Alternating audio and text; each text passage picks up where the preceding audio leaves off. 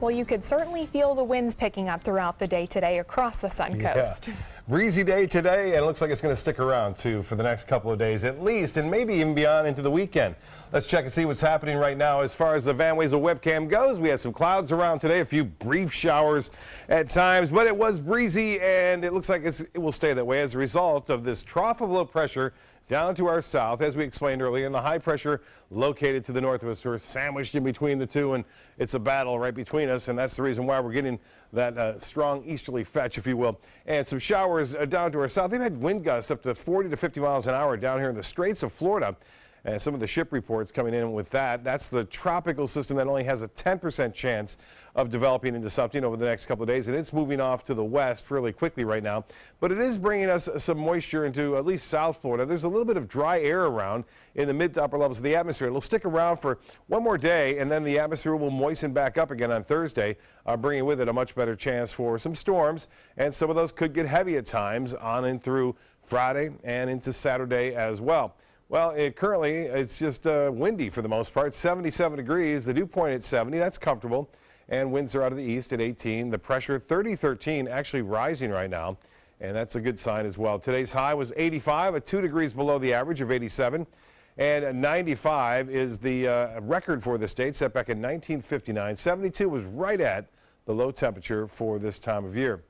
Well, only 2/100ths of an inch of rainfall at the Sarasota-Bradenton Airport. We had a brief shower there, and for the month, just stuck at 3/100ths of an inch. We'll get much more than that, though, as I mentioned, in the upcoming days. Not so much tomorrow.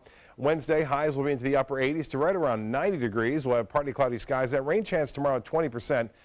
It's about 30 to 40% as you push further inland as a result of that strong easterly wind that'll have a tendency to catch some moisture on the Atlantic and whip it around towards central Florida, but it won't have enough to make it all the way over to this coast in a widespread fashion. But we will see a 20% chance for showers. Here's some forecast winds. Tomorrow, out of the east and northeast, up to 20 to 25 miles an hour at times, and that continues throughout the afternoon. So hold on to your hats. It's going to be a windy day on Wednesday and even into Thursday. A small craft advisory is in effect for the entire coastal waters of Florida at this point. Well, the bigger system that we're watching, as I mentioned earlier in the newscast, is this down here. This is becoming more and more organized, and the Hurricane Center now has bumped the chances of this developing into the next named storm to 70%. Which is fairly significant. If you think about it, 70% chance of it developing into either a tropical depression or a tropical storm at this point, and it looks like it's a fairly good chance. If it does develop, it's going to work around the periphery of a high-pressure ridge located over the Atlantic now, and that will move off basically to the north. There are the chances now, a 50% chance in the next 2 days and a 70% chance in the next 5 days. Where it goes after it gets into the Gulf, there's still a lot of uncertainty. Right now, the European forecast model is still suggesting more of a east-central Gulf of Mexico slide, and then it gets picked up by a trough and carried off to the northeast.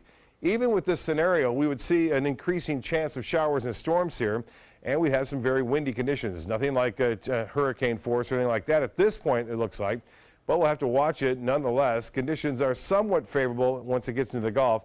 Water temperatures are still fairly warm there. So the European model is one to watch. We'll watch it again tomorrow. I'll have a better idea as to what it is thinking, but for the time being, the system down to our south continues to progress off toward the west and northwest. We'll see that abundance of moisture returning, especially on Thursday, with a much better chance for those showers and storms to be a little bit more intense.